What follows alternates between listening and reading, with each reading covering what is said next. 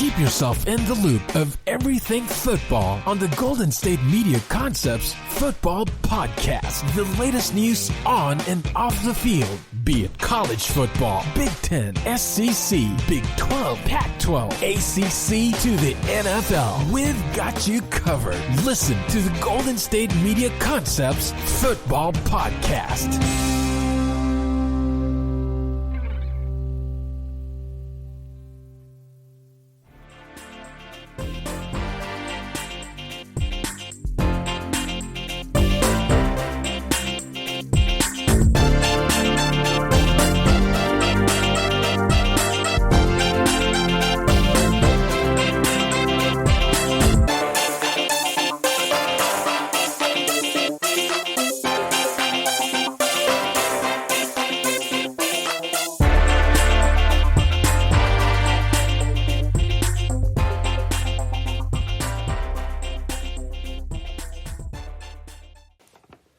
Welcome to the GSMC Football Podcast. I hope everyone's having a great day, ladies and gentlemen. My name is Kayvon, and you are listening to the GSMC Football Podcast, brought to you guys by the GSMC Podcast Network.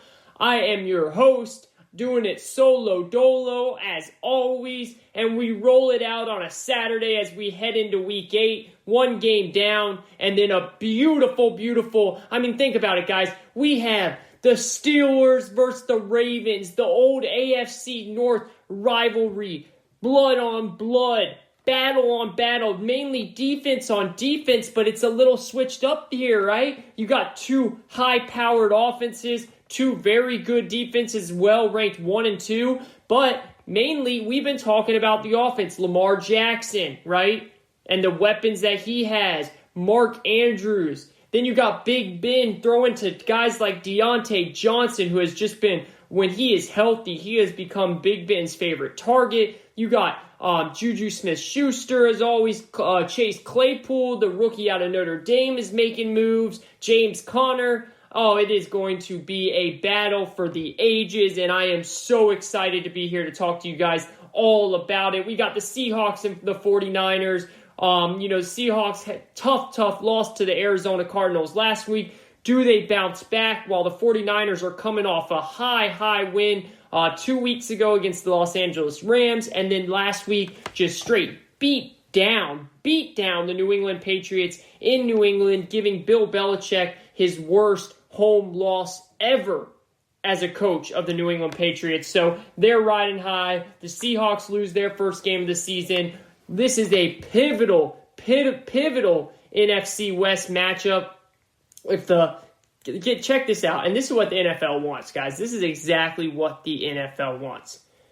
If the San Francisco 49ers win this game, then every single team in that division is officially all tied for second and one game back of Seattle. So everyone is available and ready to win that division if the San Francisco 49ers are able to pull it off this week. And I think they've got a great chance because I told you guys last week, Seattle is missing they're missing many players, I should say, on defense. They made a trade for Carlos Dunlap, defensive tackle for the Cincinnati Bengals, will now be coming over to play for Seattle. They need a pass rush, so that will help a little bit, but they need a lot more than that. Their secondary is weak. Their pass rush is one of the worst, if not the worst in the league. But Russell Wilson is so magical and playing so well that he's been able to make up for it. But last game against Arizona, it finally came up and caught him in the butt. So we'll have to see what happens from here.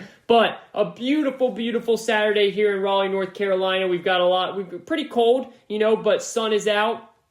I just woke up early, did a lot of yard work, building a cool little fireplace in the backyard. Nice little project I got going on with my dad. So that's always fun to do. Little father-son time before the football kicks off here in college, which we got a lot to talk about. We're going to talk to you guys about some college football. We're going to talk to you about the NFL. We are going to play a game called Deal or no deal. We're going to bring on my guy, Emmett Weinman, host the GSMC Fantasy Football Show, where he's going to come on and play that game. And what it is with the trade deadline looming on Tuesday, we are going to play a game of deal or no deal, where I'm going to shoot out some players' names, and Emmett is going to decide if they should deal them, if that team, and this is real football, not fantasy, and I'll make my picks on that as well, if the team should deal them or not deal them. So stay tuned for that. And a bunch more on this beautiful Halloween. Did that sound scary? All of you driving right now, are you shivering in your car? Does it sound like I am right there talking in your ear? Happy Halloween! Honestly, though, happy Halloween to everyone. Really, really, really unfortunate that we have this pandemic going on, because, when I was growing up, I lived for Halloween. It was one of my favorite holidays. I'm not even kidding. Halloween is all about this, all right? It's all based on where you live, okay? If you're in a neighborhood or a surrounding, or your family friends are in a neighborhood or surrounding where there's a lot of kids, then you are in Halloween gold. You're in Halloween heaven, right? That's where I grew up. My neighborhood was filled. I mean, every single house had a kid either my age or younger when I was growing up. It worked out perfect. So our neighborhood was popping off. I mean, we had lights, pumpkins, everything going on in every single house. Every single house was giving out candy. We always had this one house that tried to give us toothbrushes. We just skipped them. I don't even think I think we actually made them had to move or something, because that was just so uncool. But overall, it was an amazing neighborhood. So I have really good memories of Halloween. I used to love dressing up, always would dress up as some type of sports person every time. When I was really younger, I would do Batman and all that cool stuff. But once I got older, it was always putting on a jersey. Everyone would tell me I'm lame, but hey, that's what you got to do, especially when you look like Matt Ryan. I've gone over this a couple times on the show, but it is a very popular opinion that I look like Matt Ryan, and I'm not even kidding. So when you look like Matt Ryan, sometimes you got to dress up and say you're Matt Ryan and see what happens. Hopefully Matt Ryan's not listening to this and he's going to be like, okay, that's really, really weird. But speaking of Matt Ryan and the Falcons getting a huge Thursday night win, as you can tell from my voice, very, very excited. Great game played by the Falcons. They dominated the whole game. Really, really should have been way more. They should have probably scored about 40 points, but they settled for numerous field goals. But a win is a win, so we'll get into that. But I do just want to say, happy Halloween to everyone. It sucks. It really does suck that with COVID going on, you can't have a normal Halloween. But safe, be smart, socially distance. I know my neighborhood is still doing a little trick-or-treating, but we're going to be smart about it. We're wearing masks, we're wearing gloves. We're kind of just setting the candy out in bags. I already took all the candy that I'm giving out and I put them in separate bags. So I'm just going to hand each kid a bag, which is smart. You want these kids to still partake. Look, 2020 is awful. We all want it to go away. Even though we all know when 2021 comes, it's still going to be like this. This virus isn't going to go away. I hate for it to break everyone's dreams. There's a long way to go before this virus disappears, if it even does disappear for good. We might be living with this like it's the flu, but hopefully we're going to get a real vaccine that will help us out with that, right? So we're going to get to that point eventually, but you want to make it at least as normal as possible. But you want to be smart while doing it. So everyone have a great time, but just be smart, guys. We're getting towards wintertime. The cases are rising in a lot of places. We don't want to shut down again. We want our sports. Want everyone to have fun. Just be smart. That's all I'm asking, Be smart. Look, I have brain lapses all the time where I forget to bring my mask and I have to turn around and go get it before I walk in a store. That happens. But just be smart. Social distance. Wear your mask. Have some fun.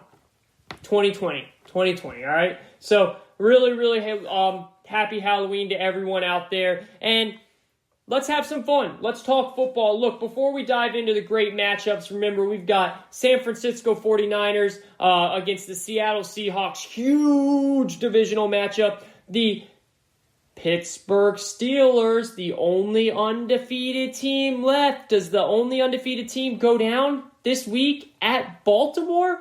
Vegas thinks so. Vegas has Baltimore as a 4.5-point favorite. A lot of money coming in on Pittsburgh, it seems like, but Baltimore is at a 4.5-point favorite as of now.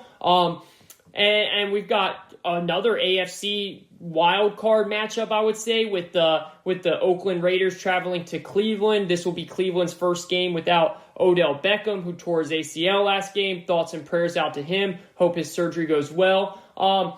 So we'll get into all the NFL talk, but I want to start by some college breaking news that happened on Thursday. And that is the big story, obviously, with Trevor Lawrence. Trevor Lawrence is the biggest name in college football. He is the most hyped quarterback prospect since Andrew Luck, and he has tested positive for coronavirus on Wednesday. And of course, aside from the young man's health, and hopefully he's okay, and based on the numbers, he should be, but you never know. You can't just always be like, oh, he's going to be fine because he's in college. No, it does not work that way, and I hate when I hear people say that. Look, most likely he is going to be fine. But you still have to treat this as a virus, as a disease that has killed people, and a lot of people, unfortunately. Granted, not as many people his age, but still, we can't just be flippant and say, well, he's going to miss the Notre Dame game. You know, what's going to happen with Clemson? There's a human body attached to the virus, okay? There's a human body attached, and this is a virus. It just happens to be a name that everybody knows. And he has experienced symptoms, mild symptoms. That's obviously important. He's not asymptomatic, so, you know, it could be bad. Now, again, most likely he will be all right. But it's just, you know, of course, look, this is a football show. This is a sports show. We are going to turn this right now into what this means for Clemson, what this means for the ACC, what this means for the college football playoff, because that is our job. That is my job. But I think it's very, very important to preface all of that with the humanity aspect of it, right? I mean, this is a college kid, and in all likelihood, he will be all right. But we need to make sure we know that before we dive into everything about sports. Hey, man, he's a human. We wish him well. We pray that he's going to be all right. We pray that we see him out there on the field once he is cleared and feeling better. So that needed to be said first. Now, again, because this is a football show and a sports show, we will dive into what this means for football, what this means for Clemson. All right, so they play Boston College this week it's about 8 a.m. here in Raleigh, so in about 4 hours, they will be playing Boston College at home. They're most likely going to be fine against Boston College. Yes, Boston College is undefeated, but they haven't really played anyone very good yet. And by the way, Clemson's backup is a 5-star recruit. Nobody can say his name yet, but he is pretty good. I work in college recruiting with my other job, so I have watched this kid play many times before, and he was a stud in high school. He was the number 1 quarterback coming out of high school for a reason. His name is, and I'm going to give it a try here, so give me a chance. His name is DJ Uiagalelei. I think that might be kind of right. DJ Uiagalelei. I don't know. It's an awesome name. Very cool name. I've said it before. Like I said, I work in college recruiting, so I've said it before, but I think it goes DJ Uiagalelei. I am going to just call him from DJ for now on for the respect of him, that I'm not just over and over saying his name wrong. But I think that's a somewhat of a close guess, if not maybe spot on, you know? We'll see. Now, look, I'm not saying that Clemson is going to just beat Boston College no matter what, okay? We have to remember, even though this kid is a 5-star recruit, he is still a freshman making his first ever start in college football, okay? So I am not saying that, you know, right away, this is a sure gone, no doubt they're going to beat Boston College. Now, it's going to be rocky at times. That he's going to be off his passes and all that stuff. But what we do as sports talk hosts, sports talk radio here, we have to look ahead to Clemson's schedule. We presume that they will beat Boston College. After this week, they will have the big Notre Dame game at Notre Dame, okay? So now Notre Dame is the fourth best team in the country based off the rankings, based off the AP poll, right? I do believe they will need Trevor Lawrence for that game, okay? I do believe that. So, first of all, to me, all right, so because I get it, this is how the attention turns to, right? What happens is, if they lose to Notre Dame without Trevor Lawrence, or what happens, even if they lose to Boston College without Trevor Lawrence, and then they, lose, I believe that any determination as to who the best four teams are in the country will be made through the prism of this being the most unique college football season of all time. If star players are not there, you'd have to think that the committee is smart enough to extrapolate that, right? And then apply whatever they need to apply to come up with a reasonable deduction that if Trevor Lawrence is playing, Clemson is winning, right? I mean, does that sound crazy? See, that's my thought process. My thought process, again, is, because this is what we're going to talk about. Let's say Clemson loses to Boston College. Now, they can't lose both. But let's say they lose one game, especially if they lose to Notre Dame, who's the fourth best team in the country. Okay? And you would think that the college football playoff would say, okay, wait, let's see what Clemson has done with Trevor Lawrence in the past. Let's see what they've done this season with Trevor Lawrence. So can we, as a committee, extrapolate the information that we need to, extrapolate what happened against Notre Dame with a freshman quarterback that is not Trevor Lawrence, to come up and say, okay, wait a second, this is still Clemson, and with Trevor Lawrence, most likely they are winning, right? Does that make sense? I feel like that's a fair sentiment. Now, wait, this is the problem, though, okay? This is the issue with college football this year as a whole. I mean, as a whole, because we have to break this into pieces, guys. This is confusing, guys and gals, so follow along with me. The College Football Committee has to be able to determine whether or not teams that lose a star player. Now, listen, we've already seen teams lose players, right? I mean, Virginia Tech, their first couple games, they were without 20-something players because they had a bunch of players test positive for COVID-19. So they've played a bunch of games without that, but they're not in the conversation for the college football playoff. But this is one of the challenges that we knew was going to happen going into this year, going into this college football season. And that's why, and this is a whole nother topic that we can get into some other time, that's why I thought this was the perfect year for the college football playoff to expand its playoff. Just for 1 year. Make it a 12-team playoff. Make it an 8-team playoff. Maybe make it a 16-team. Why not? All right, because you're going to have to deal with so much of these different type of circumstances where you're really making it hard on yourself. And they looked into expanding it and they decided no. So they're putting that on themselves. Now, since they decided no, we have to talk about this. So this is what we knew was going to happen going into the year with the College Football Playoff Committee. How do you do it fairly, right? That's the question. How do you do it fairly? Do you do it based on how successful a team has been, and you know what their record is and how they finished in their conference?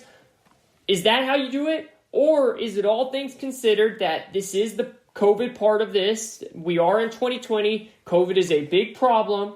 And that is a team that maybe lost a game because, say, Clemson, for example, didn't have Trevor Lawrence and DJ Uiagalelei, or let's just go with DJ, like I said I would. And DJ was not quite as ready, and he should have been when they played Notre Dame, and they lost a tight game. Let's say that, right? But they're still with Trevor Lawrence, one of the best teams in the country. That decision is going to be really hard for this committee when they get closer to this down the line. Now, I would think that it wouldn't be. They would say, okay, they lost one game. It was with a freshman quarterback, and with Trevor Lawrence, they rolled everyone else. I'm putting Clemson in, right? But then to play devil's advocate, and sometimes on this show I have to do that since I'm going solo dolo on it, you could say, well, I don't think it's going to be that hard for College Football Playoff Committee because I don't think there's going to be enough teams that really vie for that kind of attention. Does that make sense? I just think that maybe this is naive of me, but I just think that this is going to it's going to sort itself out as we go. As we get deeper into the season, we'll see, and we'll have to see, because it could change, but I feel like it's going to sort itself out as we go deeper into the season. As the real teams that are the best teams will show up. Now, this is the one big outlier to that. And that would be this. That would be the variable that would be really concerning in terms of getting in. It's what if the Buckeyes don't play more than 6 games? The Ohio State Buckeyes.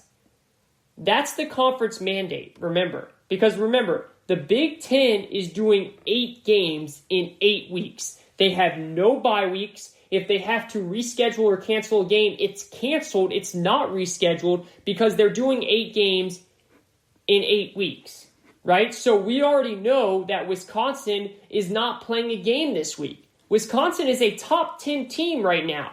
They beat the crap out of Illinois last week. And in the college football rankings, they are a top 10 team. And we know because they've had an outbreak, they're not going to play this week. So are we just going to disqualify them if they can't play for 2 weeks now? So it just becomes unfair. And it's not anybody's fault. It's nobody's fault. We're in the middle of a pandemic, but this is what the questions will become. How do you make that determination? I mean, for all we know, Wisconsin could be one of the best teams in the country. I don't know yet, but maybe. They sure as heck looked really, really good last week. Now, I know that was against Illinois, but still, they looked great.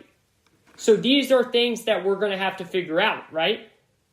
And it's going to be a huge conversation moving forward. Now, back to Trevor Lawrence here, and we're going to take a quick break, and then we're going to keep this rolling. All right, there's a lot that goes into it. Stick with me here. Stick with me. I know you guys love college football just like you love the NFL. This is important stuff. We've got to break this down. So we're going to take a quick break. Come right back with me. Don't go anywhere. Get your beer if you're listening at home. Get your soda if you're listening at home. Put your feet up. Relax. Kayvon's talking, baby. Kayvon's talking. Let's go. Week 8. We're going to dive into some more NFL, and we're going to finish up this college conversation talk right after the break. Don't go anywhere. This is the GSMC Football Podcast.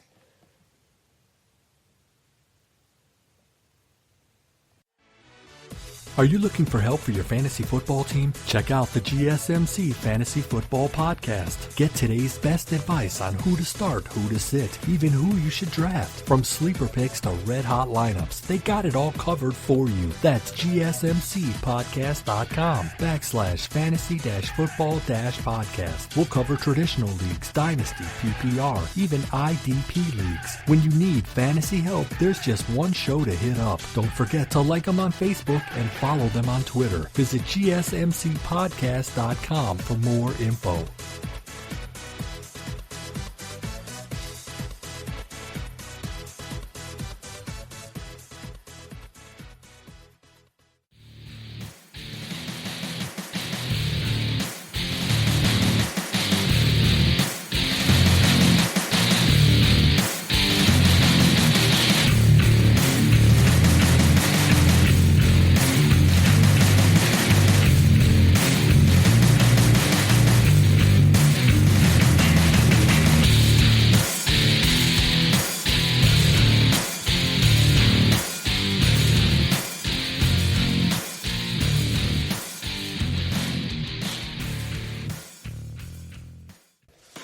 This is the GSMC Football Podcast. I am your host, Kayvon. Hope everyone's having a lovely day today. Can't wait to break down some NFL football with you guys as we head into segment number 2, quarter number 2.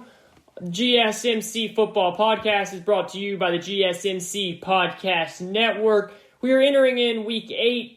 Already one game down. The Atlanta Falcons beat the Carolina Panthers 25-17. Falcons moved to 2-6 on the season as the Panthers moved to 3-5 Really, really good game on Thursday night, raining in Charlotte, North Carolina. Julio Jones just put on an absolute clinic, showing everyone why he is still the best or one of the best receivers in the game. Depending on how you feel about DeAndre Hopkins, I believe he is the best, with Hopkins right below him. He went for 7 catches, 137 yards, and just destroyed that Carolina Panthers defense. Calvin Ridley, unfortunately, went out in the second quarter, so a lot of the pressure was on Julio while he still did damage. And the Falcons pick up their second win of the season. It just shows how resilient this team is to be able to bounce back after another tough loss. They now have 3 losses this season where they had a 99% chance to win the game, and they've lost, but they bounced back, and it just shows that they have fight. It shows that they respect their coach, that they respect each other, and they do not quit. So props to the Falcons. I still really like the Panthers. I think they have a lot going for them in the future. They have already overexceeded many expectations than what a lot of people thought. So really like what the Panthers are doing. Love Matt Rule as a head coach. Love Joe Brady as an offensive coordinator. As I said last week, Joe Brady will be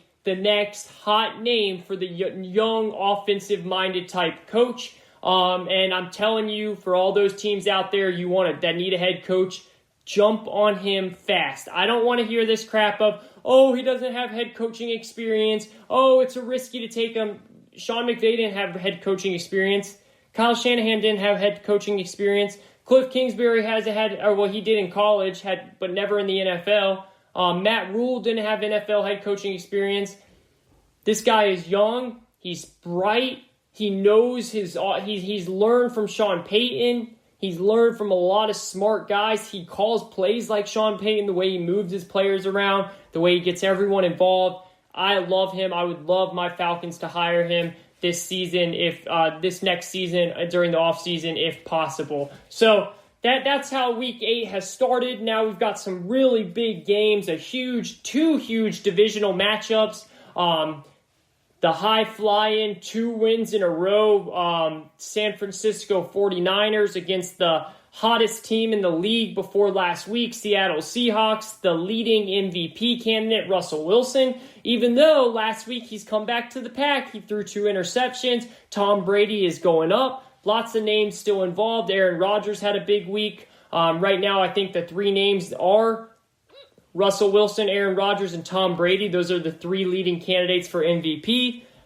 And then we also have the only undefeated team left, Pittsburgh Steelers, going to Baltimore to taking on the 5-1 Baltimore Ravens. And that is going to be a matchup for the ages. I wish they flexed that matchup into the Sunday night game instead of having to watch the Eagles versus the Cowboys. But it is what it is. Now, we'll get into more of that stuff. And remember, coming up in segment number 3, we are going to play a game of deal or no deal. Trade deadline is coming up on Tuesday. Which teams are available for being dealt? Will they be dealt? I'm going to put on my game show hat, my game show host hat. I'm going to get my microphone and we're going to play Do You Want a Chance to Win a Car? Deal or no deal? Find out next segment. But I want to get back into the big news of the day, the big news of the week.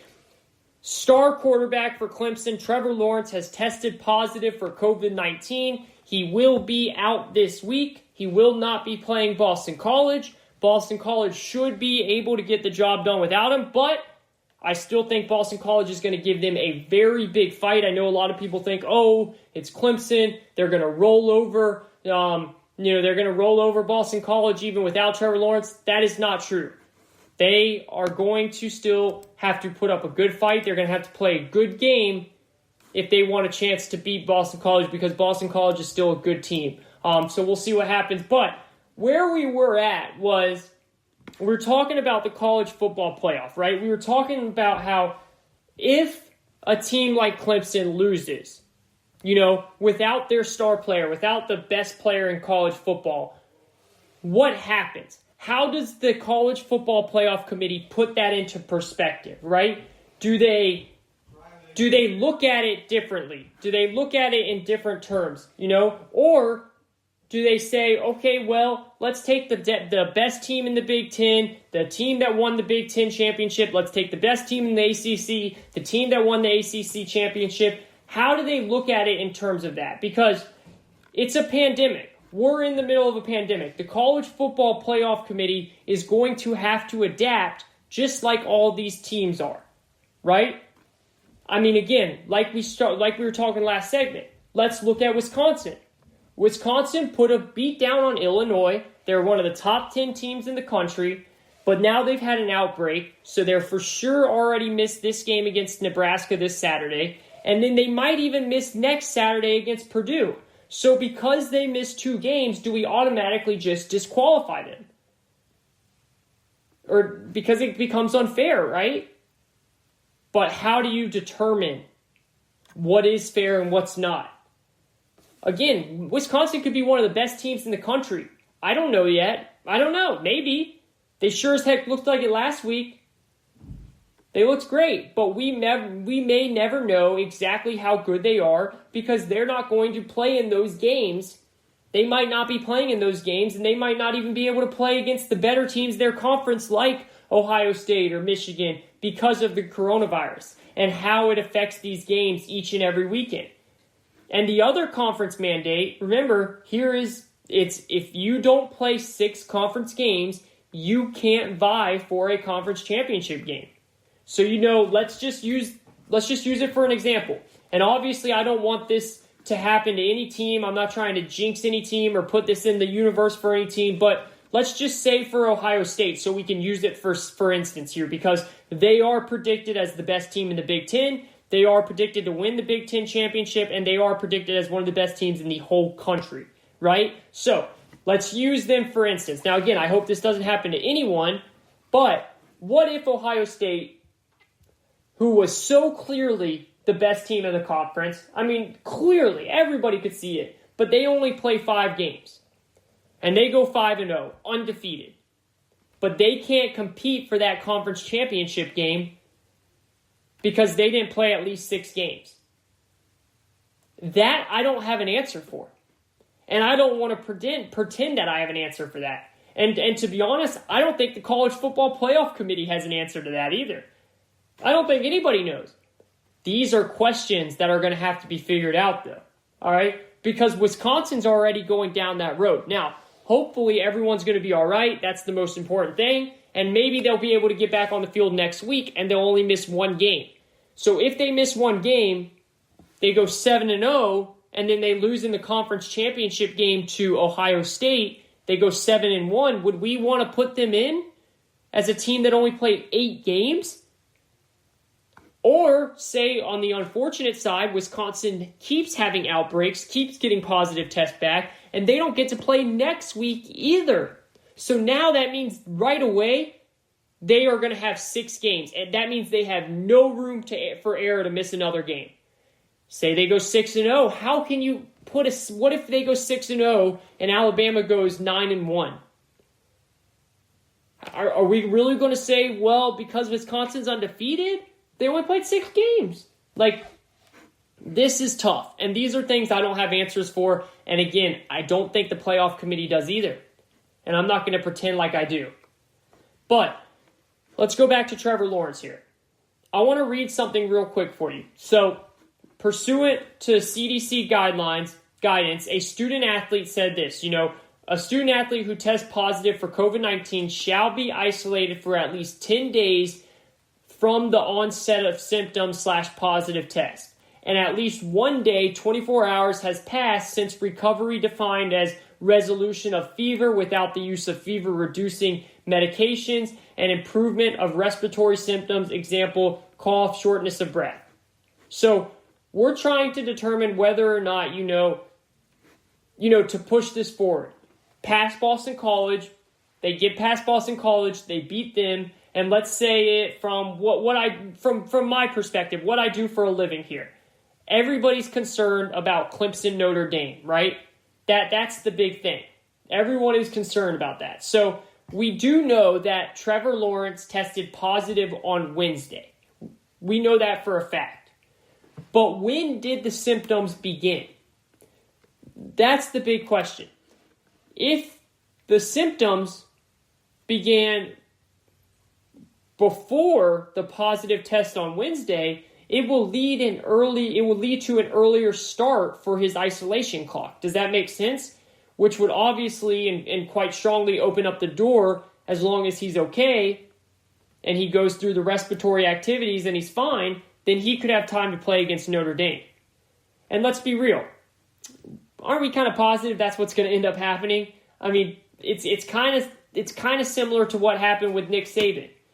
Nick Saban, head coach of Alabama, tested positive for coronavirus, and he was required to quarantine for 14 days unless there are 3 consecutive negative tests.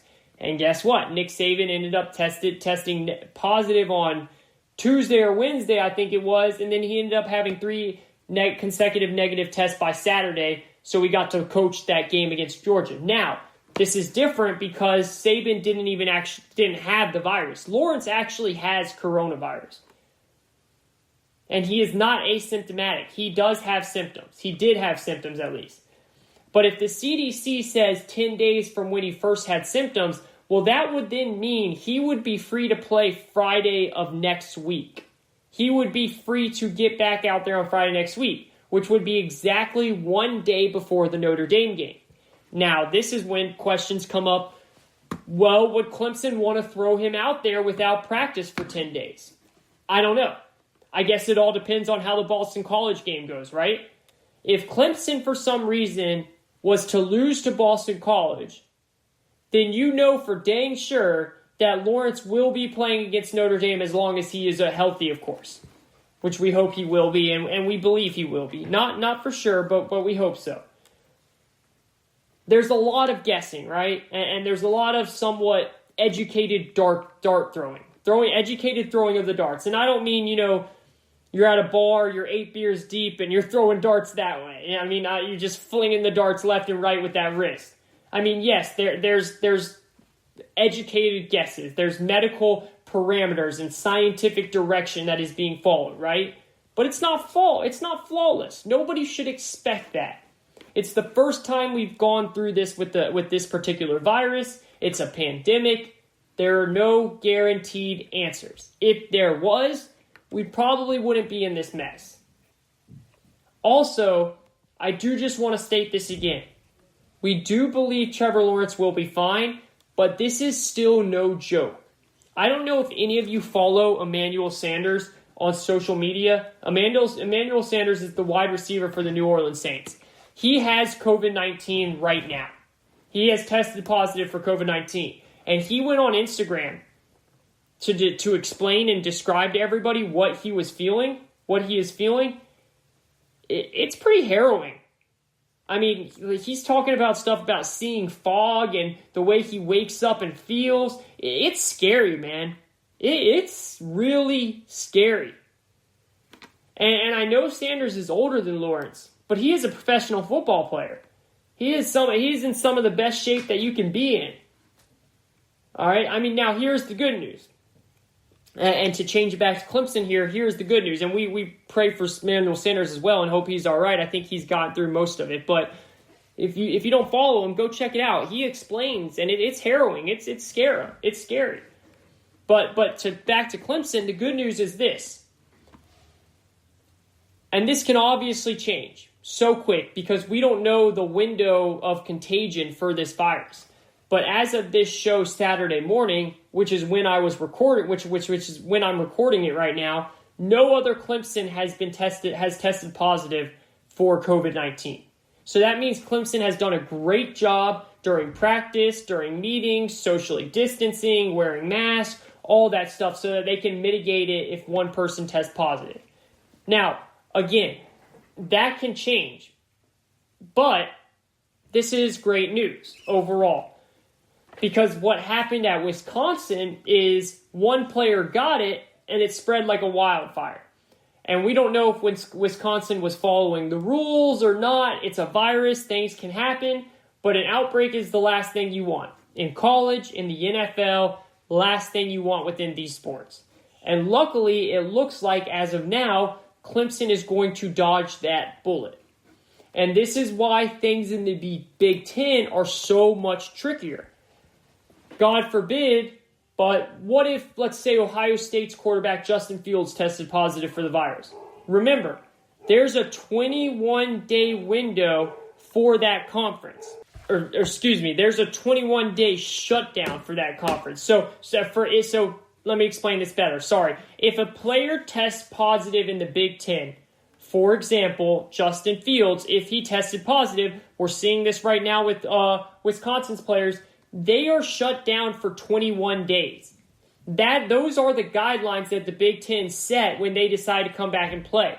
They wanted to make sure it was strict guidelines. It is by far the most strict guidelines compared to the other conferences. The other conferences just go by the CDC guidelines, which is if a player gets tested positive, he has to quarantine for 10 days or pass 3 negative tests. Okay, so that's what's going on with Trevor Lawrence. If he shows symptoms, then he has to be quarantined for 10 days and then pass a couple of negative tests. For the Big Ten, if you get tested positive, you have to be quarantined. You have to be out not playing for 21 days, which means you would miss 3 football games. And in all likelihood, that would screw Ohio State. They would be done. And I'm not saying that for certain because football is a team sport, and I don't want to disrespect the other players on the team because there are some straight-up studs on that team. But Fields is such a once-in-a-generation type talent. We've talked about this many times. If he went out, it would be tough. So it's much trickier in the Big Ten, if that makes sense. Much trickier. And we're just going to have to see what happens. Look, this is such a fluid situation, guys and girls. I mean, it's crazy. It's really crazy. There's so many kids on these college teams.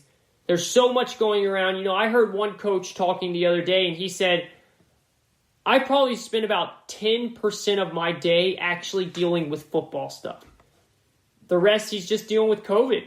Trying to get these players to follow the guidelines, making sure everyone's wearing masks, watching they're watching their contact tracer things, seeing where they've been, seeing who they've been around, who's been tested positive. It is a tough job. And we all know football coaches. Look, if you've ever met a pro or college football coach, they are different human beings. They are football, especially during the season. So the fact that they can't just strictly focus on football, it's just, you have to adapt. You have to be ready to adapt. You have to be ready for these circumstances, for these things to happen. And Clemson is ready. Look, Clemson, there was a report once we heard that Trevor Lawrence tested positive for COVID-19. There was a report that every week during practice, not just this week, every week during practice, Clemson has actually been splitting the number 1 reps between Lawrence and DJ so that if something like this was to happen, DJ would at least be getting number 1 reps with the number 1 team. Very smart of Dabo's part. Now again, he's a freshman. He's going to have his ups and downs, but he's a 5-star stud. And that's smart. And stuff like that is what these teams need to be doing. Because it is such a fluid situation. It is such a up and down situation. Look at last week, Wisconsin. The Big Ten starts their first week. Friday night, they straight put a beat down on Illinois. I mean, they wiped the floor with Illinois. Everyone's, this new quarterback, he looks amazing. One day later, they've got like 18 positive tests. And now all that hype is just turned into, when are we going to even get to play again? And remember, we have the Pac-12 starting back next week. Can't wait for that. Finally, I get my Pac-12 After Dark games back ready to go. Cannot wait for that. But we've got that. So look, again, my heart and prayers, they go out to Trevor Lawrence. They go out to anybody that has been affected or is being affected by the coronavirus, and it's just tough. But let's get through this. It's Halloween. Social distance, be smart, let's get through this, let's have some fun, and let's talk some NFL now, right? Let's talk some NFL. We're going to take a quick break. When we come back, it is time to talk some NFL. We are going to have on my guy Emmett Wyman, do all things fantasy, talk about the biggest things going on in the football world, and then play a game of deal or no deal. You want to listen to this. If your team has some players that might be having a chance to get dealt, you're going to want to hear what I have to say about that player. We'll be right back. This is the GSMC Football Podcast. I am your host, Kayvon Zami. Thank you.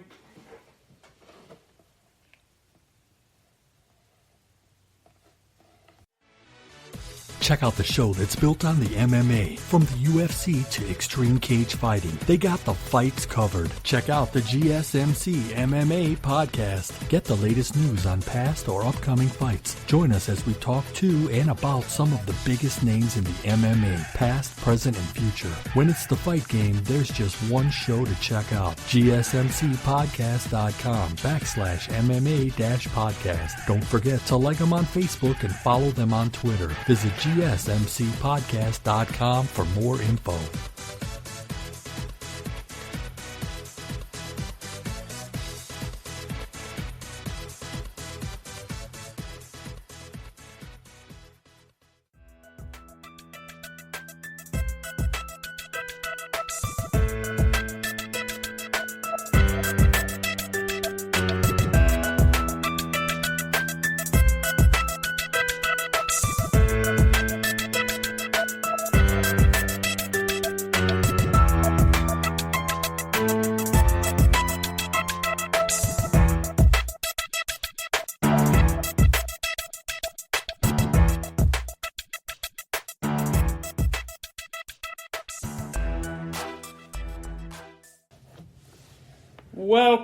Welcome back. This is the GSMC Football Podcast, brought to you by the GSMC Podcast Network. I am your host, Kayvon Zami, going solo dolo on this Saturday morning as always, and we hope everyone's having a great day, a great weekend, and getting ready to really just, relax and have a great football weekend. We've got some great games going on Saturday today. Then we've got some really big games going on Sunday. The big news that we've been talking about all day is Trevor Lawrence will not be playing after testing positive for the coronavirus. What can his rookie DJ do? And does this matter against Boston College? I personally do not think it will. I think it will be a close game. I do not think it will be a blowout whatsoever. I think Clemson might even have to kind of fight back a little bit. He's a freshman quarterback, so I think he might be a little, rusty, a little off target, a little off timing right away. But then I think Dabo Swinney and that defense will get Brett Venables running the defense, one of the best defensive coordinators in the game.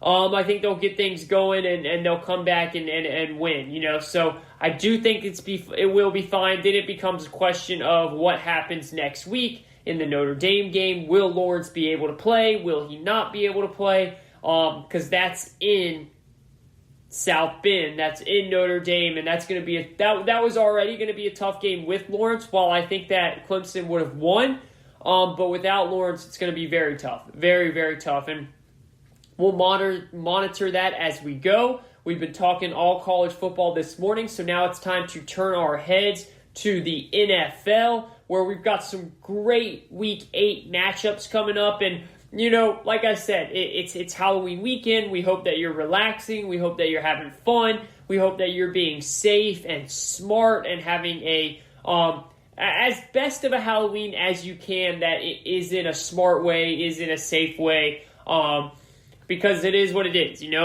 We wish we could we could have a normal trick-or-treating out there. We wish we could have all those parties, dress up, all that stuff. But that's just not how it is this year, unfortunately. You still can do your thing. You still can have fun. You just got to do it in a smart way. You got to be smart about it. Make sure, the kids are protected. Make sure everyone's wearing a mask. Everyone's social distancing. And just adapt. That's the key word. That's the key word in football. That's the key word in sports. And that is the key word in life in 2020. It's all about adapting. It's all about surviving. It's all about just moving on, getting through it day by day, month by month, and then hopefully we will be out of the trenches as soon as possible. But again, happy Halloween to everybody out there.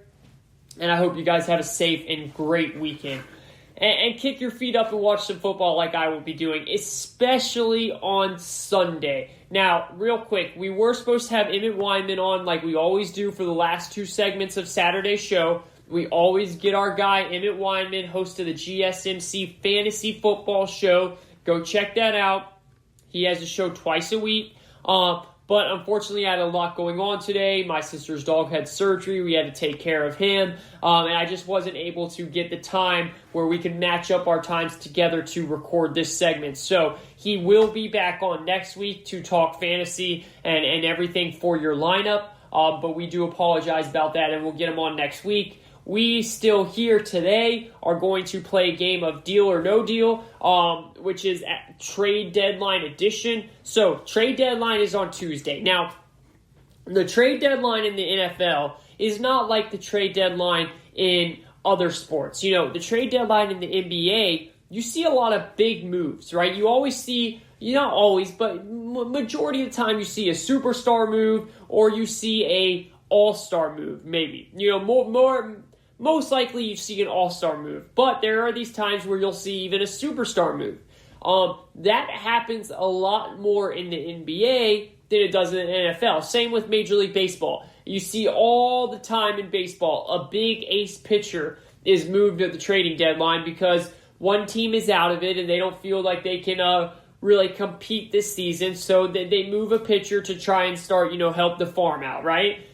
So we always see that. Now, the NFL is different. The NFL, we might see a name or two, maybe a big name here and there, but usually it's all little pieces, right? It's all, pieces that could put a team over the hump, but really you're just kind of working for depth, right, with all the contenders. Now, this year will be interesting. Could we see a big name moved, right? There's a lot of rumors out there about Will Fuller, the speedster for the Houston Texans out of Notre Dame, who I absolutely love as a wide receiver. And I think it would be very, very, I don't want to say dumb, because the Texans need draft picks really bad after the whole debacle and situation that Billy O'Brien put them in. So I don't want to say it would be dumb to move Will Fuller, but I really do like him. I think he's a great fit for Deshaun Watson, and I wouldn't want to move him if I was the Texans. Now, if someone like the Packers offer you a first-round pick, you're going to do that deal because you need a first-round pick because, again, Billy O'Brien traded those away, right? So this year is a little bit different from previous years in the NFL where there are actually a lot of big name players on the market, possibly, right? We've heard the rumors about Matt Ryan. We've heard the rumors about Julio Jones. I don't think either of those get dealt. The Falcons came out and said neither of those two are getting dealt. And I agree. We've heard Stephon Gilmore, who is having a kind of a shaky season this year, but he's still one of the best quarterbacks in the league when he's on his game. So is there a good chance he could get moved? I think so, especially, this is the key with all the Patriots players, especially if they lose on Sunday. Now, remember, I said last show, yes, the Patriots have been playing terrible. Yes, Cam Newton has not looked good. But I said don't give up on them yet. Do not give up on them yet, because if they beat Buffalo this weekend, then everything can turn around. I said also, it's not like we've seen this team just be bad from the start. No, we have seen them be really good the first 3 weeks of the season. Then Cam Newton got COVID, Stephon Gilmore got COVID, and things have spiraled out from there. So that means we've seen the potential that they had. Now, I picked the Patriots to win the AFC East. I thought that Bill Belichick, Josh McDaniels, and Cam Newton would be really, really creative with the way their offense is, and at the beginning of the year it was. Since then, it's definitely stalled out. They haven't really used Cam as much in the running game. I don't know if that's because of COVID and they're just trying to, let him get back in shape, let him get some more practice reps under his belt or whatever. But they haven't used him the right way. And really, look, it's not Cam's fault. At the end of the day, people are going to blame Cam, but he doesn't have any weapons. Look, this isn't even a hot take. The New England Patriots have worse weapons than the New York Jets. The New England Patriots have the worst weapons in the entire league. Look, the New England Patriots, they only have one person on their team that is worth value in a trade. Really, and that is Stephon Gilmore. This is not a good roster. It's not. But I put all my eggs in the basket in the greatest coach ever and in a former MVP quarterback who is still young and has shown that he can ball out. And he showed that earlier. So I wasn't wrong about Cam Newton. Cam Newton showed us he still has some of the tank. And again, I still do think the Patriots can turn this around. But if they lose on Sunday, then I will be coming on my show Tuesday and saying it's time to fire sale. It's time to trade everyone and try and get some draft picks and start rebuilding this team, because this team does not have talent moving forward. I'm telling you, you could put Patrick Mahomes as the quarterback on this team, and maybe they would have a little bit of a better record, but they would not be drastically different. Why? Because he has nobody to throw the ball to. He has nobody to run the ball to. The defense is not what it used to be. They're working with very little pieces here. Very little pieces. So that's going to be interesting. And if they do end up losing to the Bills on Sunday, then I think the Patriots need to come in and they need to try and trade Stephon Gilmore. I think they need to try and trade Julian Edelman. Maybe a couple of those offensive linemen they have. They need to do everything they can to start unloading some of these players and getting draft picks so that maybe they can get up in the draft and get their quarterback for the future, right? Because that's what's going to happen if they lose this game to Buffalo on Sunday. Because, again, if they lose, Buffalo would then move to 5-2 or 6-2, and the Patriots would be 2-5. That's going to be a tough way to turn around. Now, with the 3 wild cards, possibly they could sneak in, but the AFC is much better this year. So I think it's a must-win game for the Patriots. I think Cam Newton bounced back and has a big game. I don't think it would be a blowout. I think it will be very close. And I actually think it will probably come down to the final drive. I could see the Bills being up 3, maybe being up 6, and Cam Newton has to drive it down to score a touchdown or kick a field goal to win or tie the game and send it to overtime. I honestly think it's going to be that type of dynamic. And we'll see. We'll see what happens from there. But this is a huge game for the Patriots, for Bill Belichick, for Cam Newton. And if they aren't able to get it done, I definitely think the Patriots will be big sellers come the deadline. So we have a lot of big names. Amari Cooper's name has been tossed around. I don't know if any GMs will take that big contract that he has. Zach Ertz's name has been tossed around, but again, he wants a contract. Sam Darnold's name has been tossed around because the Jets, they're trying to get Trevor Lawrence. So why keep Sam Darnold? Julian Edelman, as we said, J.J. Watt. I think J.J. Watt should definitely be traded, but he is such a loyal Houston Texan. The fan base loves him, where if you traded him, it might be the fan base is going to be very mad. But sometimes you can't worry about that, because sometimes you got to do what's best for your team. And what's best for the Houston Texans are they need to get as much draft picks as possible. They need to get as much draft picks as possible because they are hurting right now with very little draft picks and very little cap room to maneuver and make this team better. See, this is the way to build a football team, okay? The best possible way to build a football team is through draft picks and then adding pieces on in free agency. When you don't have draft picks or money to spend in free agency, you're pretty much in a standalone quicksand, right? Like, you're just slowly sinking. Now, they have their quarterback of the future, who's amazing. They have a couple good pieces on offense. Will Fuller, we'll see if he gets traded or not. David Johnson's still a good running back. Brandon Cooks is still a good good wide receiver. So they have some pieces. They have some pieces on the offensive line that are getting better as well. But when you don't have cap space to add on to those pieces, and when you don't have draft picks to draft young players to add on to those pieces, you really become in a terrible situation, in a way where you can't build for Deshaun Watson, right? So it becomes the question of, how do you move forward with that? Well, the best is to hire a good coach that can take this roster from losing to winning, because it is a decent roster. And then while they try and win a couple, wild card spot every year, maybe squeeze in a division win here and there. Hopefully they're drafting good players with their deeper round draft picks, not there because they don't have any first or second round draft picks. And then maybe that's really what it comes down to. You, as a GM, you have to be able to hit. When you don't have first round draft picks, you have to be able to hit on these third, fourth, fifth, and sixth round draft picks, which is so hard to do.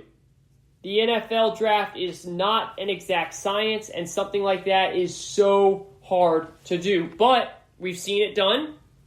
Look, one good draft class can turn a whole franchise around. The Saints. The Saints were in a down spiral for years, just going 7-9. They had a great offense, and their defense was terrible. Then they had two good drafts in a row where they got a bunch of talent for cheap, and that's what turned their team around. The Falcons had a great 2016 draft, and that's what put them into the Super Bowl that year. Okay, so you have one or two really good draft classes, it can change everything around, because the best situation to be in football is having young talent on rookie deals for numerous years, right? Especially when you already have your quarterback, which the Houston Texans do, because they have Deshaun Watson and they just paid him big bucks. All right, so be interesting. We'll do that segment number 4, deal or no deal. But for right now, what do we have coming up this weekend? We've got some really big games. One of the games that I think is really big that's not getting talked about enough is the Las Vegas Raiders versus the Cleveland Browns. Now, these are two teams. The Cleveland Browns are 5-2, and the Raiders are 3-3. These are two teams that are going to be fighting for a wild card spot. And when it comes to matchups like this early on or mid-season, when you're playing a team, it's going to come back and bite you down the rear. It's going to come back and bite you in the rear down the road if you lose these games. And Kayvon, what do you mean by that? What I'm saying is, these are two teams that, again, they're not going to win their division, because the Steelers are 7-0, the Ravens are 5-1. So the Browns are not going to be winning the division. They're going to be going for a wild card spot. And then the Raiders. The Raiders, yes, even though they beat the Chiefs are still going to end up winning that division. So it comes down to the wild card spot, and that's when games like this are so important, because you want to have the head-to-head. If you end up with the same record, you want to have the head-to-head where you can say, hey, we beat you, so we're going to get that better wild card, or maybe we're going to get that final wild card spot. Stuff like that really matters. Now, I have the Raiders winning this game. Vegas has the Raiders as a 3-point underdog. I'm pretty shocked by that. I think the line has already moved down to 2.5, 2. I'm sure a lot of money is coming in on the Raiders. I bet the Raiders, and I think the Raiders win this game by 10, 15, 10, 17 points, maybe even 20. I think the Raiders are a better football team. I think that the Raiders have a better coach, even though I do really like Kevin Stefanski. I think John Gruden's a good coach. And look, I get it. The Raiders got their butts whooped by Tampa last Sunday, but Tampa is a whole different ballgame, okay? Also, the Raiders were missing half their starting offensive linemen due to COVID. They're getting everyone back, from what I'm told, from what I've been seeing this weekend. So I think that Josh Jacobs has a big game. He hasn't had a 100-yard rush game yet this season. I think he bounces back, has a big 100-yard rush game, and I think the Raiders end up winning this game. Now, something to watch out for, and this is for fantasy, betting, whatever. The Midwest is supposed to have extreme wins this weekend. I mean, very, very high-powered, high mile-per-hour wins this weekend. We're talking Green Bay, Minnesota at Green Bay. We're talking Cleveland, the Raiders at the Browns. We're talking the Titans at the Bengals. We're talking about 30, 35 mile per hour winds. What happens when you have winds that bad? It's harder to throw the ball and it's harder to kick the ball. I'm telling you this right now. A lot of people always say, oh, I'm so worried about my quarterback in snow. No. Oh, I'm so worried about my quarterback in rain. No. I do not worry about a quarterback in the snow. I definitely don't worry about them in the snow. Okay, that doesn't bother me. I do not worry about a quarterback in the rain as much. Sometimes it's a little hesitant. What I do worry is a quarterback in the wind. That changes everything. When the wind is that strong, it can literally change the direction of the ball while it's in midair. Watch. You will see if this weather is true and we are going to have these big of winds, which it really looks like we will. Watch these games, and I guarantee you will see a field goal kick where it looks like it's going in, and then out of nowhere, the ball just completely takes a left or a right turn because the wind just pushed it that way. That is what the wind will do to kicking, and that is what it will do to throwing. Look, you could end up throwing a ball where it looks like it's right on the money, and the wind carries it 5-10 more yards, and it's overthrown or picked off. Like, this really happens with the wind. So, a Raiders-Browns game, low scoring game. Yeah, a lot of people think high scoring. You're right. Two very good offenses, not in this weather. Not in this weather at all. Hammer the under on the Raiders-Browns game. It is going to be very low scoring. Titans-Bengals, I'm not very comfortable in saying that one's going to be low scoring because those two offenses are a lot more dangerous and those two defenses are nowhere near as good. The Raiders-Browns can play some good defense. They can get to the quarterback, rush the passer, and they have some decent help in the secondary and their defensive backs. The Bengals and Titans defenses have been atrocious this year. So I wouldn't hammer the over on that one. But the Browns-Raiders game, I can guarantee you it's going to go under. It's going to be a low-scoring game, and the Raiders will end up winning by 10, 17, 20 points. Okay? But for fantasy purposes, we aren't going to get Emmett Wyman on today, unfortunately, but he'll be back next week. For fantasy purposes, be careful with some of the players that you play in that game because it's going to be very, very windy. And that affects your kicker, and it affects your quarterback a lot. That's why I like Josh Jacobs to have a big game, because I think the Raiders will be pounding the ball with Jacobs a lot this Sunday. This is the GSMC Football Podcast. We are done with segment number 3, quarter number 3. We are going to take a quick break, and when we come back, it is time to dive into Deal or No Deal Trade Deadline Edition. And we also will look at the biggest game of the week, the AFC North battle, one of the best rivalries in all of sports. The Pittsburgh Steelers travel to Baltimore to take on Lamar Jackson and the Ravens. What's going to happen? I'm going to tell you it, and I'm also going to play Deal or No Deal right after this.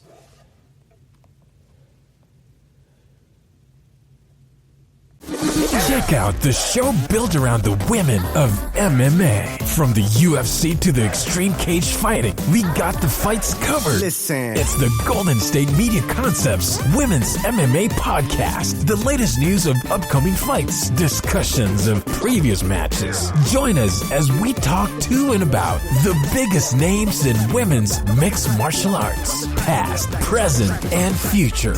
When it's the women's fight game, you know where to listen to. The Golden State Media Concepts Women's MMA Podcast.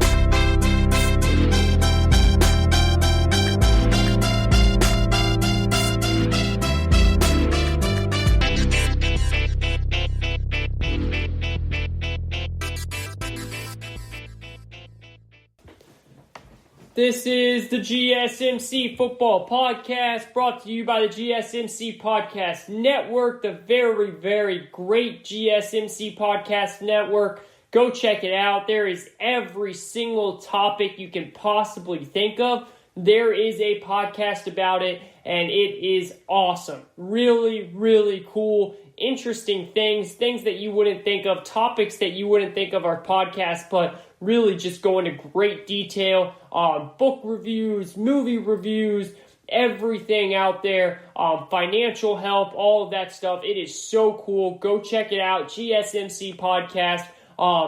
You can really find it at any platform, any podcast platform. But as always, come back and listen to your boy after at the GSMC Football Podcast, where you can also get all of your podcast, all of the podcasts on any of the podcast networks. I am your host, Kayvon Izami, going solo dolo as always. We usually do have on Emmett Wyman, host of the Fantasy Football Show on Saturday, but wasn't able to get that done today because a lot going on. Again, my sister's dog had surgery right now. Luckily, he looks like everything's good. Just had a small little, actually a pretty big little bump on the back of his leg that had to be removed. So we had to go through that and had a lot of yard work to get done. Knocked it all out early in the morning so I can do this and then sit down and relax for some football before handing out some candy, of course, with mask and smart as possible tonight for Halloween. It'll be interesting. I'll be very interested to see how many kids come around in our neighborhood and trick or treat. I know we had a little neighborhood like email chain about how some families are going to do it, but we just have to be smart about it, and that's what we're going to do. Look, you still want these kids to be able to trick-or-treat and have fun. You just have to be smart about it, and if everyone's wearing a mask, well, then it works out, right? It works out, so can't wait to see how that goes, and I hope everyone has a great Halloween, has an awesome, awesome, awesome Halloween night and a Halloween weekend watching football. And best of luck to everyone's team out there as we have a lot of crucial games. Now, coming up in just a minute, just a couple minutes to end this segment number 4, deal or no deal, trade deadline style. Your boy Kayvon Izami is going to put on his game show hat when it's time to win a brand new car. And I am going to play deal or no deal, trade deadline style. So you're going to really want to stay tuned for that, because I think that there might be some players that you guys are interested in hearing and where I think that they might go, or if I believe their team will deal them or not. Now, we're going to revisit this Tuesday after the trade deadline is over, because this weekend is going to change a lot of things. Like, a lot of teams right now are in that spot of, should we deal? Should we not deal? Let's see if we win this weekend. For example, the Patriots. Maybe, for example, the Cowboys. Even though most people think the Cowboys are out of it, because they're in the NFC East, that is so bad. If they beat the Eagles on Sunday Night Football, which is awful that that's the Sunday night game, but if they beat the Eagles on Sunday Night Football, then hey, we're in first place in the NFC East, so maybe you don't deal some things. I think you will. We've already seen them trade over Everson Griffin from the Cowboys over to the Detroit Lions. The Lions, after beating the Falcons last week, were 3-3, and they decided, okay, maybe we should make some moves, see if we can get them in one of those last wild card spots. See, that's the interesting thing here, right? Because there is a 7th wild card spot this year, because there are now 14 teams from each conference that can make the playoffs, I think that we might see more teams be willing to try and go for that playoff spot because there's more of a chance, right? Usually there's just six playoff spots in each conference, so that means only 2 wild card spots. So it's much harder to get in one of those 2 wild card spots, but now that they make a 3rd, you have much more of a chance, right? So I think we might see some teams like Detroit, who's 3-3, feel like, hey, maybe we could get a couple pieces like Everson Griffin, help the pass rush, and maybe go on a little bit of a run. The problem with the wild card in the NFC is that NFC West division is so freaking good that all 3 of those teams might come out of there to the wild card spot. Now, we've got a big game in the NFC West.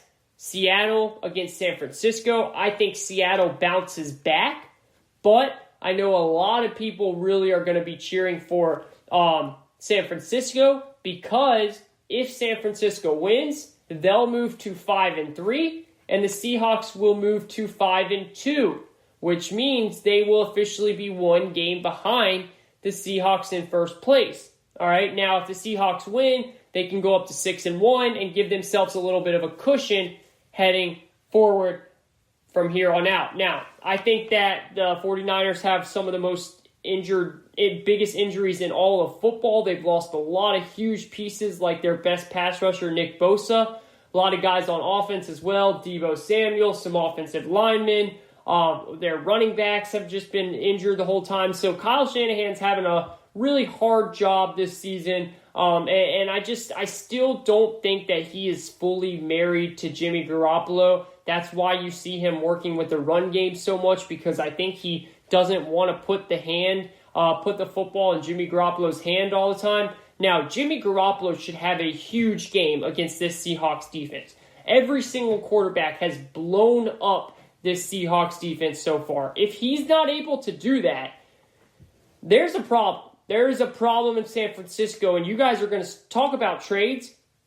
And there's going to be a lot of rumors talking about how the 49ers need a quarterback. The 49ers need a quarterback. And you can maybe see the 49ers, if they lose their next couple games, end up starting to look towards the draft, see if they can get a high pick, and end up getting a good or a better quarterback, younger quarterback in that draft. I like Jimmy G. I think he's a decent quarterback, but I do not think he is the guy to get it done. I think that had a lot to do last year with with Kyle Shanahan just being an extremely outstanding, very, very smart play caller. He knows how to get these wide receivers open. He knows how to open holes for the running backs. He does a really good job as a head coach. He's one of the best head coaches in the league, in my opinion, as I saw him front and center for 2 years straight when he was the offensive coordinator for the Falcons. Now, we've got another big storyline. We've got Tua Tagovailoa making his first start in the NFL against the Rams.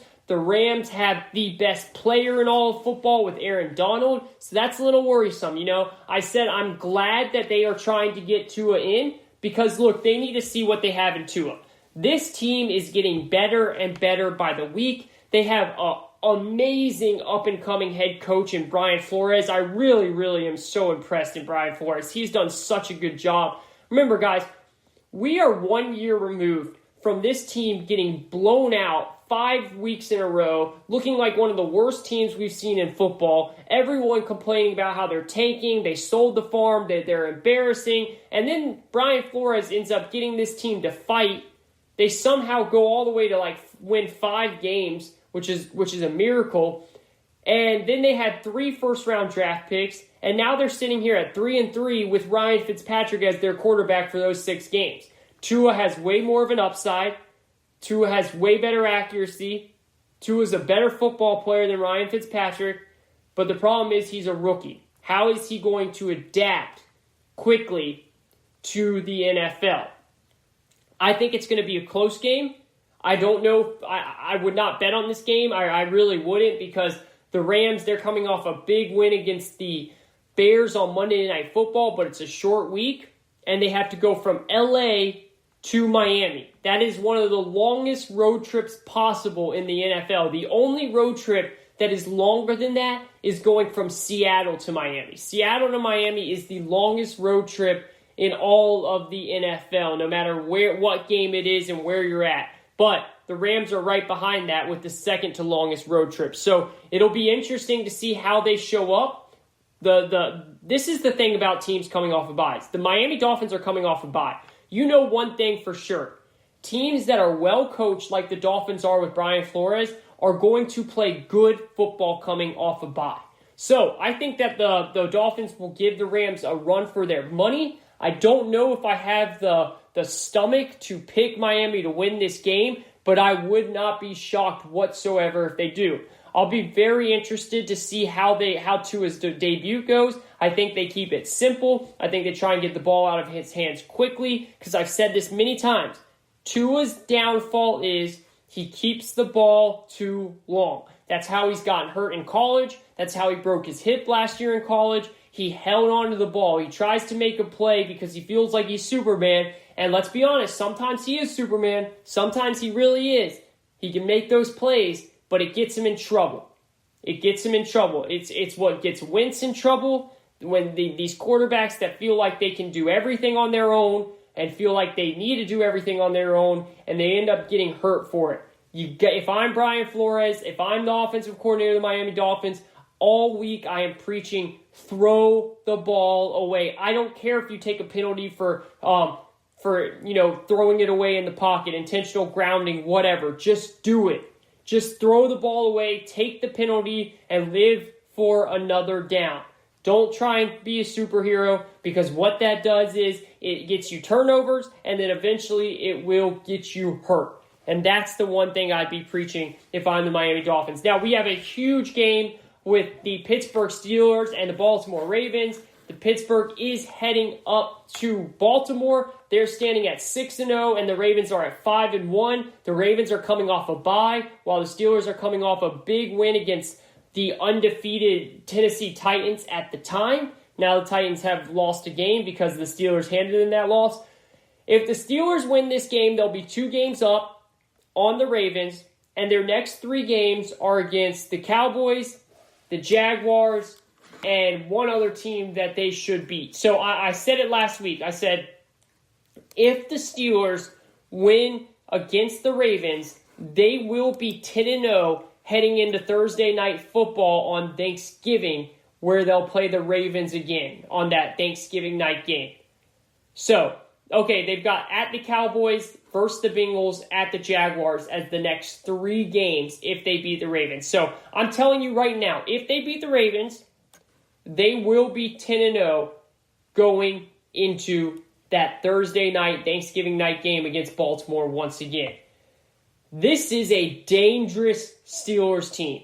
I think that if the Steelers win this game, they're almost pretty much locking up the division. And I know that's kind of sounds crazy. It's only week 8. Baltimore's 5-1. It sounds crazy, but to be 2 games ahead and having that victory over the Ravens with the type of schedule the Steelers have coming up, it's going to be hard to beat that. It's going to be hard to catch back up to them. I also think the Steelers are a team that are not done. I bet you that they will make a move. I bet you they make a move on the defensive side of the ball. Maybe they do something on offense, but I think their offense is pretty stacked. Their defense is stacked as well, but if anything, I could see them making a move on the defensive side of the ball, maybe bringing in another linebacker after Devin Bush gets hurt, unfortunately. So that's going to be the key. How does this defense play without Devin Bush against a team in the Ravens that will run the ball like crazy? Now, we know Mark Ingram's out, so you're going to see a lot of J.K. Dobbins for all you fantasy owners. This is the week to play Dobbins. I understand it's against a very good Steelers defense, but Dobbins is going to get the carries, and I think he might be able to break out a bit and show, hey, he can be the running back moving forward. I really hope so. I'm a big J.K. Dobbins fan. I loved him in Ohio State, and I really like him in fantasy this year. So I know Emmett Wyman as well. Emmett told you guys a couple shows ago, because I asked him, I said, what's going on with this Ravens backfield? And he said, don't give up on J.K. Dobbins. Hold him, sit him on your bench, because eventually he will break out, and Emmett was spot on. I think he will be spot on with what happens this week. With all that being said, I am picking the Steelers to win this game. I think it's a close game, a one possession. These Ravens-Steelers game, they're always a field goal game. Always. It's always 2 very good teams, 2 complete teams, good defenses, good offenses, great head coaches. And I think that the Steelers win by a field goal. I think it's close. I think Baltimore has a chance to win the game at the end, or maybe tie the game instead of overtime at the end. But the Steelers come up with a big play on defense is what my guess would be. And we'll see what happens from there. All right. We have 6 minutes left in the show. So it's time to play a little game called Deal or No Deal, trade deadline style. Who's ready? Give me a second here. Let me put on my game show host hat. Hello, who's ready to win a brand new car? I am your host, Kayvon, and this is the GSMC Football Podcast. Deal or no deal, trade deadline style. Wow, that was really hard. Woo! I am out of breath after that. All right, so this is the game. This is what we're going to do. I am going to name out some players, and I'm going to tell you if I believe they should be dealt or not dealt, okay? There's a lot of rumors around, and we're going to start it off with my Atlanta Falcons and Matt Ryan. No, Matt Ryan should not be dealt. Matt Ryan has shown all year that he is not the problem. It is not him that's the problem. It's been the coaching, and it's been the defense. This offense still has a lot of firepower. I don't know if you guys are big PFF fans, Pro Football Focus fans, but right now there's a great article on PFF. Just go to pff.com. It's written by Sam Munson, who's a great writer, and he talks about how the Atlanta Falcons have enough pieces to build a quality team in a hurry. And he goes into depth about why it's all because of Matt Ryan, Julio Jones, Calvin Ridley, and this offense. And he is spot on. There is no reason to trade and blow up this offense yet. They're putting up too many points a game. There's too much talent. And when you bring in an offensive coach next year, which is what they're going to do, it is going to raise the level of this offense, and they could be in the playoffs as early as next year. Now, they're going to have to do well in drafting because the defense has issues. But when it comes to Matt Ryan, there is no need to trade him. So no deal. Julio Jones, absolutely no deal.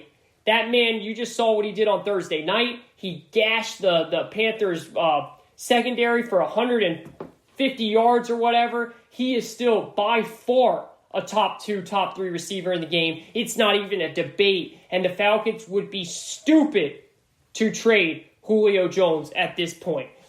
Stephon Gilmore for the New England Patriots. Deal him. The Patriots are so devoid of talent. The New England Patriots have the worst roster in the NFL. Yes, including the Jets. The only difference between the Patriots and the Jets is the Patriots have a really good quarterback in Cam Newton and the best coach ever in Bill Belichick. Okay? They need draft picks. They need new players. And Stephon Gilmore is their best player. And contending Super Bowl teams, they want as much help at the cornerback position as possible. You can never have too many good cornerbacks. Trade him, try and get a first-round pick or a second-round pick, deal him for sure. Golden Tate, New York Giants, deal him. You've got you've got Sterling Shepard, okay? You have you have Eric Ingram, right? Evan Ingram. You have Darius Slayton. You do not need Golden Tate. I don't know why they signed him in the first place. They never should have signed him. He's getting old. There's no point in keeping him. Try and get a 4th, 5th round pick. Send him to a team that needs a little bit more depth at the receiving position. Get him out of here. Amari Cooper, I would definitely try and deal him, but I don't think it happens because he has way too much of a salary cap hit. He's getting paid $20 million a year. He is definitely not producing as a $20 million a year receiver. Now, the Cowboys have CeeDee Lamb. He is their best receiver on the team as a rookie already, so they do not need Cooper. I would be trying to trade him as this is going to be the highest his value will be, but I don't think it ends up happening. But I would try and deal him. Zach Ertz. If I'm the Eagles, I'm dealing him. Zach Ertz wants a new deal. The Eagles are clearly not trying to pay him that new deal, and they already have his replacement in Dallas Goedert, who is now back healthy. He's off the IR, and I get it. They're still a playoff team. They're going to win the NFC East. I get all that stuff, but if I'm them, Zach Ertz wants a new deal. He hasn't been playing well. I would try and trade him while you can now. Sam Darnold, I would deal him. I would deal Sam Darnold if I were the New York Jets. Look, the New York Jets are all in on getting the first overall pick. They're selling off their pieces. They're going to sell a lot more. They're going to trade a lot more pieces. They're keeping Adam Gase just so that they can keep winning because they know if they fire Adam Gase, they might actually have a chance to win a game or two. They do not want to do that. So why not trade Sam Darnold, help him out, first of all, so he can go on a better team. Like if I'm the Colts, I am going to try and get Sam Darnold. Hopefully he can resurrect his team with a better situation and just sell everyone. Sell everyone. Make sure you get that first overall pick. Don't screw this up. Get Trevor Lawrence. Julian Edelman, trade him. I don't know how much value he has, but he is the only other player on this Patriots team other than some offensive linemen that have value. Trade him. You won't get a lot, but there is zero reason to keep Julian Edelman on this team, especially if they lose this Sunday. Trade him. And then the last two are Houston Texans players, J.J. Watt. I would 1,000% trade him. I don't think they do because he means so much to that organization and so much for that fan base. But if I'm the Seattle Seahawks, I am calling Houston to get J.J. Watt because their pass rush is atrocious and they need help on that end. And last one is Will Fuller. I am not trading Will Fuller. I think he is a good deep threat. I think he's one of the best deep threats in the league. I know the Green Bay Packers have wanted him for a long time. They started reaching out this summer about him, and I hear that they're reaching out about him again. If they offer you a first-round pick, then you have to deal them. Even though I wouldn't want to do that, you have to because they don't have a first-round pick this year because Billy O'Brien sold those picks away. So because of that, I would do it. But I would not trade him for anything less than a first-round pick. This is the GSMC Football Podcast. I am your host, Kayvon Izami.